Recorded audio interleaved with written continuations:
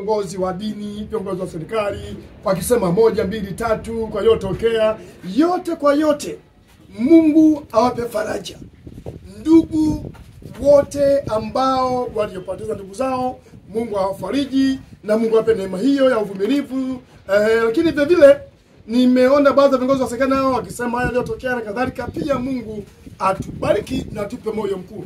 Wengine pia walipoteza mitaji, biashara zao mbalimbali, lakini yote kwa yote Mungu awabariki, Mungu awape neema ndogo mingine ili ya kupata hiyo mitaji mingine. Bwana awape neema ya kufanya vizuri. Na yote kwa yote naomba pia nimpongeze mzee wangu mchungaji Kitime. Mchungaji Kitime huyu ni katibu wa kanisa huu ni wa Baraza la Teki. Nimpongeze. Amekuwa ni sehemu ya baraka sana. Amekuwa ni mtumishi bora kabisa. Anazungumza kwa lengo ambalo ni jema kabisa moyoni mwake. Nina kila sababu ya kumpongeza kwa yote anayozungumza. Amekuwa kama sauti ya Watanzania kwa namna moja au nyingine, kwa jinsi wanavyodhani watu wengine. Lakini niseme kwamba Mungu akubariki sana mchungaji au Padri Kitime, Padri Kitime. Mungu akubariki sana kwa maneno mengi yako. Yamekuwa ni faraja kwa upande wa serikali, yamekuwa ni faraja kwa Tanzania. Mungu akubariki. Lakini pia naomba nishauri, lakini pia hata siku leo nilimuona mtumishi wa Mungu mzee wangu mzee Warioba. Huyu amekuwa waziri mstaafu wa Jamhuri ya Muungano wa Tanzania.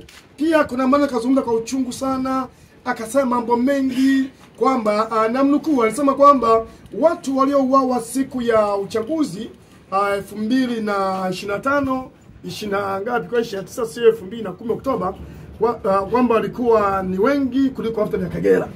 Sasa basi hapa naomba nifundishe jambo la busara na niombe kitu kimoja kizuri. Taifa letu limepita mapito mengi. Hakuna mtu ambaye hana machozi, hana huzuni, lakini inatakiwa sasa viongozi wetu, wazee wetu, viongozi wa dini tusimame sasa kwenye msimamo wa pamoja wa kulifanya taifa kurudi kwenye faraja. Hivi leo mtu aliyefiwa na mtoto wake ukaendelea kumzungumzia habari ya msiba wa mtoto wake, ataendelea kuwa na maumivu, na yale maumivu muda mwingine yataleta chuki hata kwa Mungu mwenyewe, kwamba Mungu mambo unaruhusu. Tunajua. Lakini pia serikali nimeona kwa namna moja au nyingine inapambana sana ili kufanya namna gani ya kupata suluhisho la jambo hili. Nimeona pia kuna tume imeundwa ya jambo hilo. Mimi ningefikiri kwa kipindi hiki viongozi wa dini, Waislamu kwa Wakristo, hebu tuwe kitu kimoja kwanza, ili tuilinde amani yetu, tuimize amani yetu, ili Watanzania tusimame kwenye umoja. Ile tume ambayo pia imetengenezwa ili kuchunguza mambo haya, tusubiri pia majibu yake. Majibu watatuletea majibu gani?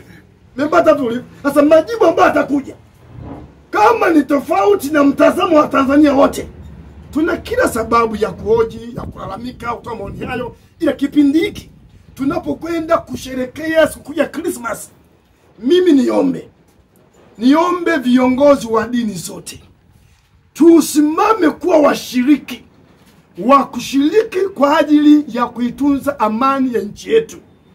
Na kama mnavyoona mambo mengi yametendeka, mambo yamezungumzwa mbalimbali, sikuwahi kuzungumza chochote.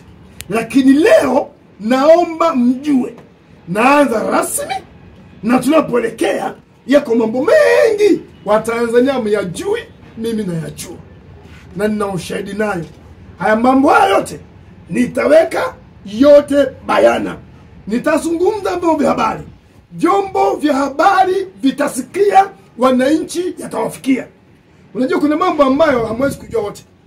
Lakini naomba kwanza nirudi kwa kipindi hiki mzee wangu Warioba, kuna vitu ambacho amekizungumza, of course kina uchungu ndani ya moyo wake, lakini kipindi tulichonacho hiki kisiwe kipindi sasa cha kuendelea Watanzania kututwisha mizigo. Unaelewa? Mizigo mingine ya maumivu, mizigo ya mateso, mizigo ya kutuumiza. Hebu wazee wetu tufanyike kuwa faraja. Sawa ndugu zangu? Viongozi wa dini wa makanisa yote, viongozi wa dini wa makanisa yote, Roman Catholic, KKT, TAG, Moravian, wa Sabato, wa Pentecoste, yani makanisa yote na dini zote, tuungane tuwe kitu kimoja. Kwanza tuilinde na kuitunza amani ya nchi yetu. Na hakuna serikali ambayo iliyokamilika hapa duniani. Nisikilize. Hakuna serikali yoyote iliyokamilika hapa duniani. Na tumeona Kongo mambo mengi yametokea. Lakini nani alaumiwe? Jambo la busara, hebu tungoje wakati sikukuu ya Christmas iwe ni sikukuu iliyobeba kuzaliwa upya kwa Bwana wetu nani? Yesu Kristo, aliye Bwana na Mwokozi wa maisha yetu. Nirudi tena kumwomba mzee wangu Warioba na mtumishi wa Mungu kiongozi wangu Father Kitime, kipindi hiki hebu tuendelee sasa kuwajoini wa Tanzania. Watanzania wasimame kuwa kitu kimoja. Narudia, hakuna siyejua yaliyotokea. Tunajua, watu wanajua, na tunaendelea kusudi majibu sahihi kutoka kwenye mamlaka. Maandiko yanasema hivi, kila mtu na atii mamlaka iliyopo nitakayo kwako.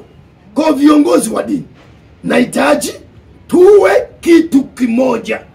Viongozi wa dini zote, tuwe kitu kimoja kuilinda na kuitunza amani ya nchi yetu ya Jamhuri ya Muungano wa Tanzania. Hapa tu yalipotokea maandamano, kama mnakumbuka, ziko nchi zilishangilia. Ziko nchi zilishangilia, zilifurahi. Ina maana kumbe misiba kwa mwingine ni sherehe, kwa ajili ya chakula, kwa ajili ya ubwabwa, kwa ajili ya chochote. Kwa ndugu zangu ni wa Tanzania, mara nyingi nimezungumza, lakini leo ndo nafungua ukurasa wa kuzungumza. Sipo upande wote, siko upande wa viongozi wa dini, siko upande wa viongozi wa serikali, niko upande wa Mungu. Mungu ni Mungu mwenye dhamana ya nchi hii. Na ni kama mtumishi wa Mungu nitazungumza mengi, si leo tu, nitazungumza mengi hata muda unaokuja. Kwa viongozi wa dini, yako mambo nayajua, kuna mambo nyama yajui, mimi nayajua. Melavu, na kama maumivu, wengi tumeumia, wengi wameumizwa, lakini tusichukue kama fimbo sasa ya kuendelea kuhamasishana uchungu. Tunakumbushana maumivu, tunakumbushana matatizo. Hapana, tunatakiwa sasa hivi tuijenge na tusimamia muhimili wa amani ya nchi yetu. Unajua haki huinua taifa. Pasipo haki taifa inaangamia. Sasa basi nirudie kwa viongozi wa dini hasa, tuwe kitu kimoja kwanza. Tunapoelekea Christmas, mimi ni mchungaji wa kanisa la National Christian Assemblies, na ndio mchungaji kiongozi, na ndio founder wa huduma hiyo.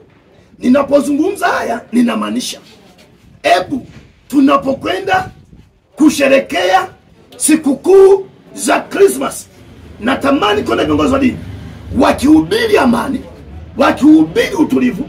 Natamani kuna wanasiasa wakihubiri amani, wakihubiri utulivu. Natamani kuona viongozi wa serikali wakihubiri amani, wakihubiri utulivu, kwa sababu utulivu ndio tuni yetu. Yani Yesu Kristo akazaliwa upya kwenye mioyo yetu.